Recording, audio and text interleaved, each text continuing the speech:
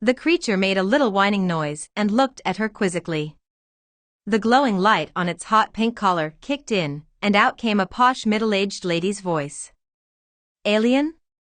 Dragon?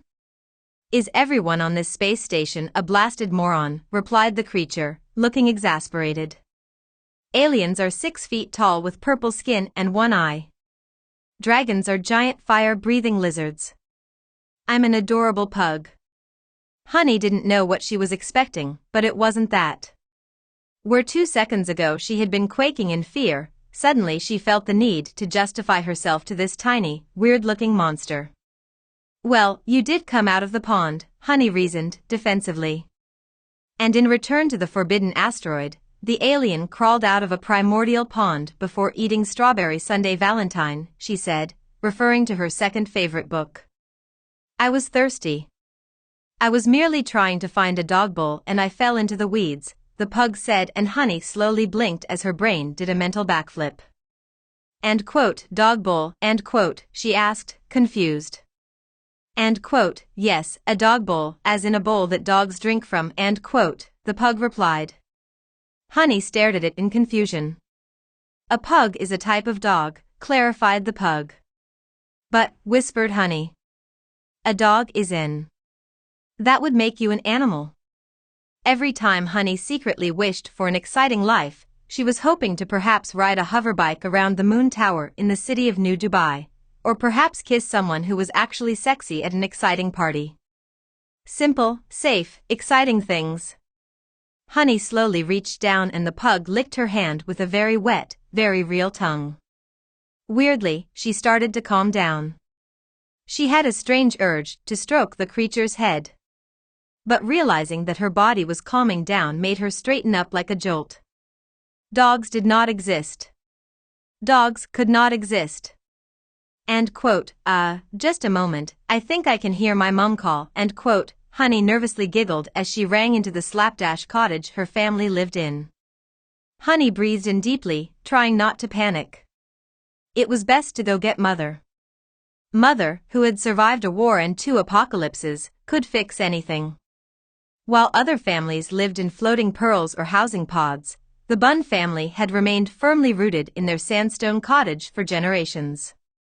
Long ago back on old Earth, the Mill family had spent millions on their cottage. Back then, the rich would buy up tiny historical cottages lying in the middle of major cities the same way other people collected handbags. When everyone evacuated old Earth, the Mills were horrified when they were informed they had to bring along such an important historical monument. Feeling slightly embarrassed, they gave the cottage to their groundskeeper, Honey's ancestor. Still, Honey liked living in what felt like a pokey doll house with her bedroom shifted up in the attic, accessible by the actual primitive stairs. Most days she tried to ignore the spiders in the roof, the way the back laundry flooded and the smell in the hallway closet.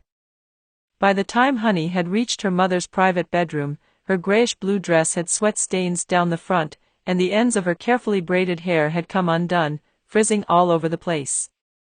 Honey's mother, on the other hand, looked almost exactly like a neater, stretched-out version of Honey with all the rough woolly edges carefully smoothed away. They both had the same warm bronze skin and alarmingly big amber-yellow eyes, framed by thick eyelashes that never needed mascara. They were both tall, strong and sturdy, and on the rare occasions when Mother smiled, they both had the same excellent straight white teeth. Mother, however, had the gaunt face of a woman who had spent several years without enough food. A long elegant scar graced her left cheekbone traveling to her collarbone and dark violet curls lay sculpted around her ears. Sometimes Honey wanted to ask why Mother always looked so hungry, but it was best not to. Mother didn't like to talk about the war unless she was trying to guilt Honey into doing something. End quote, Honey, I've told you 1,000 times you must wear your sports gear when you run up here. Your dress is filthy. You look positively prehistoric and you interrupted me right in the middle of my true crime show, end quote, Mother said from where she sat, heavily pregnant and splendid in a blood-red nightgown. Honey's father had been raised in the Church of Influence and Wellness. Sundays were a sacred day of rest, devoted to healing the mind, body and spirit while posting edited photos onto the intergalactic cloud. Mother, on the other hand, didn't seem to believe in anything but used Sundays to catch up on documentaries that always seemed to be about murder. Honey nervously patted down a stray sweaty curl and then curtsied. End quote. Mother, there's a dog outside, end quote, she squeaked. End quote, a dog?